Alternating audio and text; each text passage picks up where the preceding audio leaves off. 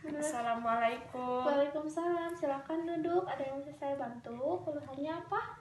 Jadi begini Bu, akhir-akhir ini saya merasa tidak enak badan, mual, muntah, pusing, dan tidak nafsu makan. Oh, kalau begitu namanya siapa? Nama saya Tari Bu, Tari ya. Umurnya berapa? 17 tahun. 17 tahun ya. Bulan ini sudah menstruasi apa belum? Sudah 3 bulan ini tidak Bu. Oh, belum menstruasi ya?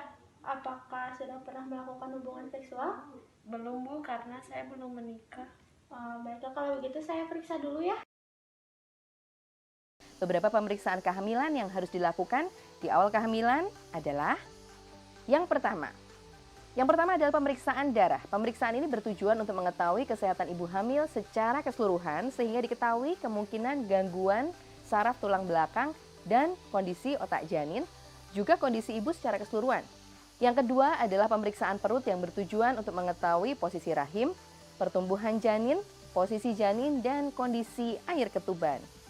Selanjutnya adalah pemeriksaan tinggi badan ibu hamil. Melalui pemeriksaan ini dapat diketahui ukuran panggul ibu yang berguna untuk mengetahui kemungkinan melahirkan secara normal atau harus sesar. Pemeriksaan berat badan juga tidak kalah penting ya Bunda untuk dilakukan secara rutin selama kehamilan. Pertambahan berat badan dapat berpengaruh pada kesehatan ibu dan juga janin. Terakhir, jangan lupa ya untuk melakukan pemeriksaan TORCH. Pemeriksaan ini sebaiknya dilakukan di awal sekali. Pemeriksaan ini meliputi pemeriksaan virus toksoplasma, rubella, sitomegalo, dan juga herpes simplex virus. Nanti kehamilan, coba perhatiin tanda-tanda berikut ini. Yang pertama, perubahan pada payudara. Jadi pada awal kehamilan, perubahan hormon bisa bikin payudara kamu jadi terasa lebih sensitif, padat, bahkan rasanya kayak lebih kenceng. Puting payudara juga bakal kelihatan lebih menonjol dan warnanya juga bisa lebih gelap. Kedua, sering buang air kecil. Coba inget-inget, kamu akhir-akhir ini jadi lebih sering pipis nggak? Apalagi kalau di malam hari. Kalau iya, bisa jadi itu salah satu tanda kamu lagi hamil. Nantinya kalau kehamilan kamu udah makin besar, kamu juga mungkin bakal lebih sering pipis. Soalnya rahim yang makin besar jadi neken kantong kemih kamu.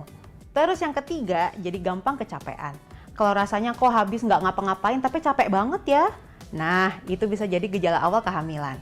Biasanya ini berlangsung pada 3 bulan awal kehamilan. Rasa capek ini bisa muncul karena adanya peningkatan hormon progesteron, serta perubahan pada produksi darah, detak jantung, dan metabolisme tubuh.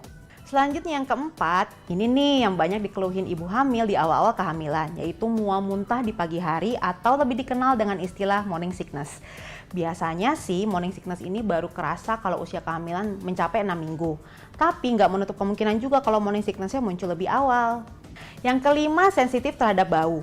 Kalau misalnya sebelumnya kamu biasa aja sama bau-bauan tertentu, terus tiba-tiba sekarang jadi lebih sensitif, nah ini juga bisa jadi salah satu tanda kehamilan loh.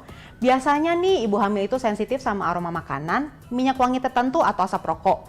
Terus karena sensitif bisa juga nih kamu jadi nggak suka sama aroma tertentu, akhirnya mual atau hilang nafsu makan. Habis itu yang keenam, susah BAB atau sembelit.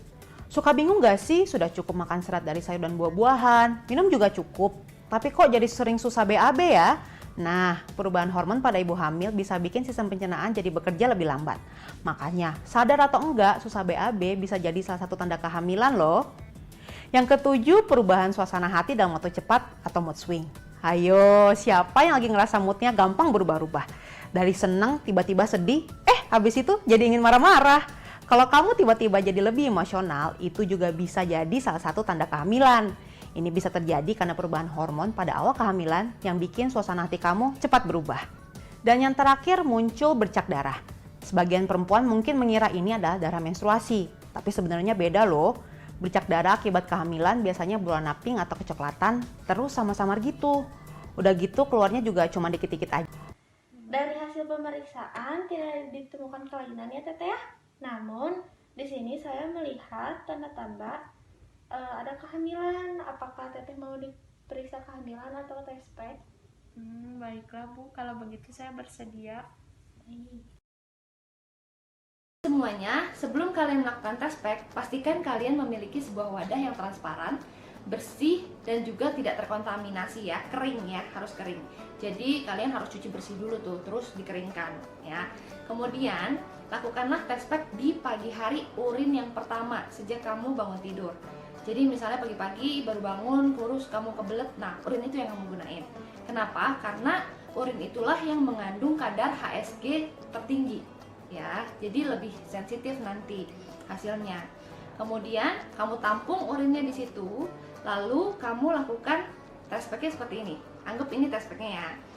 Nah, tes pack itu kan punya garis batas nih, misalnya garis batasnya di sini. Kamu rendam tuh ini stripnya di dalam urin, tapi di bawah dari garis batas, jangan sampai melewati garis batas ya. Kalau garis batasnya di sini, maka kamu rendam sampai sini aja gitu. Kamu rendam secara vertikal, harus vertikal ya seperti ini. Kamu tunggu selama 10 detik ya.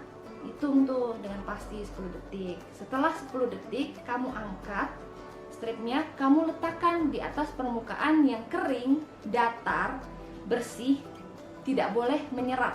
Jadi jangan letakkan di atas tisu ya, karena itu nanti akan menyerap urin kamu.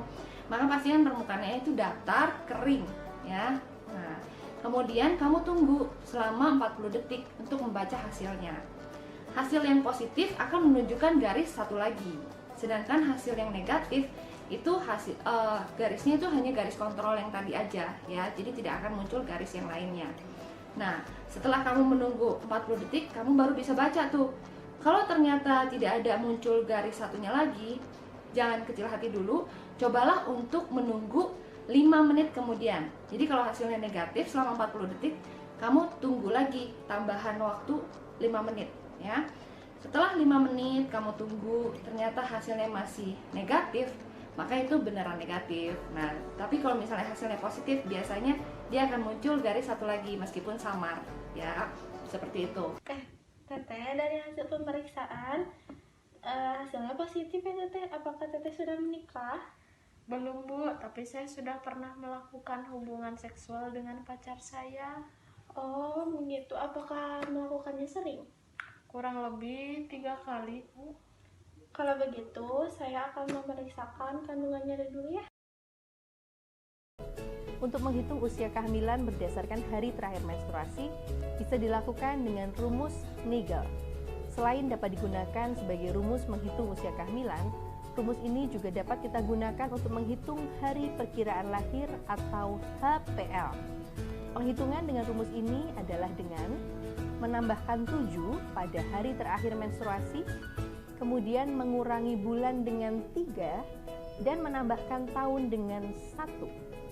Untuk bulan yang tidak bisa dikurangi dengan 3, misalnya Januari, Februari, atau Maret, maka bulan ditambah dengan 9, tetapi tahun tetap tidak ditambah.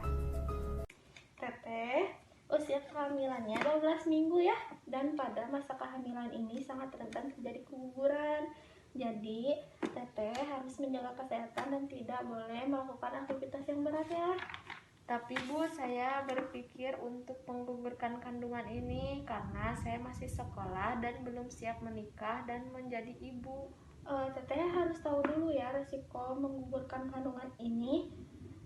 Sebenarnya aborsi boleh saja dilakukan, tetapi pada keadaan yang mengharuskan dilakukannya tindakan, sedangkan Teteh di sini tidak memiliki indikasi tersebut.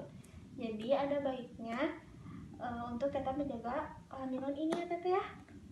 Tapi saya takut Bu untuk memberitahu orang tua saya dan bagaimana sekolah saya nanti.